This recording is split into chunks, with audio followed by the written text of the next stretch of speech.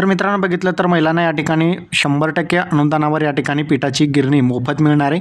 यासाठी अर्ज कसे करायचं, कुठे करायचा, कोणाकडे भरून द्यायचा, अर्ज भरताना कोणकोणती कागदपत्रे लागणार याची संपूर्ण माहिती आजच्या व्हिडिओमध्ये बघणार आहोत। त्याचबरोबर अर्ज कशा पद्धतीने भरायचा त्याची सुद्धा माहिती आजच्या व्हिडिओमध्ये आपण बघूया। तर चला व्हिडिओ स्टार्ट करूया आणि बघूया संपूर्ण माहिती। तर मित्रांनो या ठिकाणी बघितलं तर ग्रामीण भागातील महिलांना या ठिकाणी पिठाची गिरणीकरिता अर्थसहाय्य मिळणे कामी करावयाचा या ठिकाणी नमुन्यांचा अर्ज असेल। या ठिकाणी सर्वसाधारण विशेष गट अंतर्गत ही योजना असेल। या अंतर्गत तुम्हाला पंचायत समितीमध्ये या ठिकाणी तुमचं पंचायत समितीचं नाव टाकायचं आहे, तुमचं नाव टाकायचं आहे, तुमचं संपूर्ण पत्ता टाकायचा आहे ज्यामध्ये पिनकोडसह असेल आणि तुमचा मोबाईल नंबर या ठिकाणी टाकायचा आहे।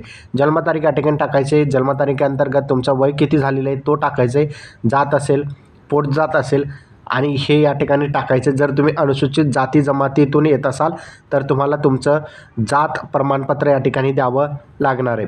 अर्जदारांचे कुटुंब दारिद्र्य रेषेखालील असेल तर त्याच या ठिकाणी क्रमांक टाकायचा आहे, जर नसेल तर नाही करा। या ठिकाणी तुमचं दारिद्र्य रेषेखालील नसल्यास तुम्हाला 1,20,000 रुपयांच्या आतमध्ये तुम्हाला तहसीलदार यांच्याकडून तुम्हाला एक प्रमाणपत्र घ्यायचं आहे उत्पन्नाचा आणि तो या ठिकाणी त्याच्यावर किती उत्पन्न दिलेलं आहे तो या ठिकाणी लिहून काढायचा आहे। त्यानंतर तुम्हाला आधार नंबर या ठिकाणी टाकायचा आहे। आधार नंबरला बँक खाते क्रमांक लिंक आहे की नाही या ठिकाणी सांगायचं आहे। जर नसेल तर तुम्हाला जवळच्या तुमच्या बँक शाखेमध्ये जाऊन त्या ठिकाणी तुम्हाला बँकेमध्ये आधार लिंकिंगचा एक फॉर्म भरून द्यावा लागेल। त्या ठिकाणी तुमचा आधार नंबर लिंकिंग होऊन जाईल। त्यानंतर अर्जदारांच्या बँकेचा तपशील या ठिकाणी टाकायचे जसे की बँकेचं नाव असेल, शाखा असेल, खाते क्रमांक असेल, IFSC कोड असेल तो या ठिकाणी टाकायचं आहे।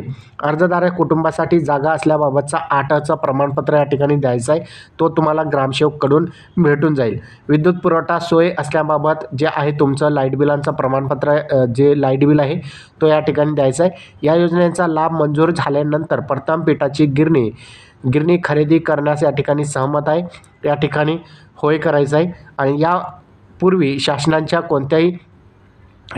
किंवा जिल्हा परिषद पंचायत समितींच्या कोणत्या योजनेचा लाभ घेतलेला आहात का? जर लाभ घेतलेला असेल तर तुम्हाला या योजनेअंतर्गत लाभ दिला जात नाही। जर नसेल तर या ठिकाणी नाही करा, जर असेल तर या ठिकाणी होय करावं लागणार आहे। त्यानंतर या ठिकाणी प्रतिज्ञापत्र वाचून घ्यायचं संपूर्ण, ज्यामध्ये तुमचं उत्पन्न जे आहेत 1,20,000 रुपयांच्या आतमध्ये असणे गरजेचे आहे। पिठाची गिरणी लाभ मंजूर झाल्याचे कळवल्यानंतर तुम्हाला पिठाची गिरणी अगोदर खरेदी करावं लागेल आणि त्यानंतर तुम्हाला पिठाच्या गिरणीचा अनुदानाची रक्कम तुमच्या बँक खात्यामध्ये या ठिकाणी वर्ग केली जाईल। या ठिकाणी तुम्ही वाचा आणि वरील दिलेली संपूर्ण माहिती या ठिकाणी खरी असल्याबाबतचं या ठिकाणी जे आहेत सांगा आणि या ठिकाणी सही करा। सही केल्यानंतर तुम्हाला काही कागदपत्रे द्यावं लागेल जसं की ग्रामपंचायतीचा दाखला असेल तो या ठिकाणी तुम्हाला भरून द्यायचा आहे आणि ग्रामसेवकांची सही घ्यायची आहे। त्यानंतर पंचायत समितींचा दाखलासुद्धा तुम्हाला घ्यावा लागेल, ज्यामध्ये या ठिकाणी सहाय्यक गट विकास अधिकारी यांची तुम्हाला स्वाक्षरी घ्यावी लागणार आहे। आता या ठिकाणी कागदपत्रे कोणकोणते जोडायचे, नमुन्यांचा अर्ज हा तुमच्या जवळच्या पंचायत समिती असेल, जिल्हा परिषद असेल या ठिकाणी तुम्हाला हा अर्ज भेटून जाईल। त्यानंतर अर्जदार दारिद्र्य रेषेखाली कुटुंबातील अथवा लाभार्थी कुटुंबाचे वार्षिक उत्पन्न 1,20,000 रुपयापर्यंत असल्याबाबतचा तहसील कार्यालय यांच्याकडून मिळालेला उत्पन्नाचा तुम्हाला प्रमाणपत्र जोडायचं आहे। एकाच कुटुंबातील मुली असेल, महिला असतील जर या योजनेअंतर्गत लाभ घेण्यासाठी पात्र असतील पण यामधील फक्त एकाच महिलेला किंवा मुलीला लाभ दिला जाणार आहे। सदर योजनेचा लाभ जिल्ह्यातील ग्रामीण भागातील 18 ते 60 वयोगटातील मुली असतील, महिला असतील या योजनेअंतर्गत त्यांना लाभ दिला जाणार आहे।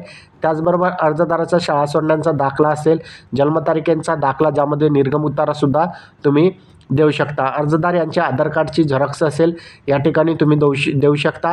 त्याचबरोबर अर्जदार यांचे बँक खात्याचे जे आहे झेरॉक्स तुम्हाला पहिल्या पानांची द्यावे लागेल।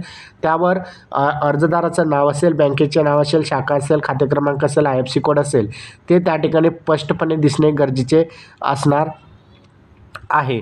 त्याचबरोबर तुम्हाला जे आहे तुमचं खातं चालू असल्याबाबतचं मागील 3 महिन्यांचे तुम्हाला जे आहेत स्टेटमेंट घ्यावी लागेल ती सुद्धा जोडावी लागणार आहे। अनुसूचित जाती जमातींसाठी या ठिकाणी तुमचं जात प्रमाणपत्र लागेल। व्यवसायासाठी जागा उपलब्ध असल्याबाबतचा 8चा प्रमाणपत्र, त्याचबरोबर लाईट बिलांचं प्रमाणपत्र आणि महिला बाल विकास समितीने निवड केलेल्या लाभार्थ्यांच्या या ठिकाणी निवड झाल्यानंतर तुम्हाला या ठिकाणी तुमच्या मोबाईलवर मेसेज किंवा तुम्हाला कॉल करून सांगण्यात येईल। तर हे डॉक्युमेंट तुम्हाला जोडावे लागणार आहे आणि त्याचबरोबर हा फॉर्मसुद्धा तुम्हाला भरून द्यावा लागणार आहे. हा फॉर्म तुम्हाला तुमच्या जवळच्या पंचायत समितीमध्ये मिळेल. ज्या ठिकाणी जसं की हा फॉर्म सातारा जिल्हा परिषदचा आहे, त्याचप्रमाणे तुमचं जर तुम्ही हिंगोली जिल्ह्यातून येत असाल तर हिंगोली जिल्हा परिषद असेल, परभणी जिल्ह्यातून येत असाल परभणी, नांदेड किंवा कोणत्याही जिल्ह्यातून येत असाल तर या ठिकाणी तुमच्या जिल्हा परिषदचं नाव असेल, या ठिकाणी तुमची जिल्हा परिषद असेल आणि महिला व बालविकास समिती या ठिकाणी हा जशाच तसा फॉर्म असणार आहे.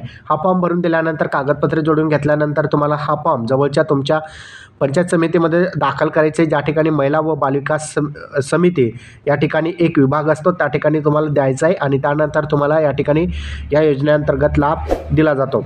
हा व्हिडिओ तुम्हाला कसा वाटला कमेंटमध्ये सांगा. चॅनलवर नवीन असाल चॅनलला सबस्क्राईब करा. इथेच थांबूया. जय हिंद, जय महाराष्ट्र.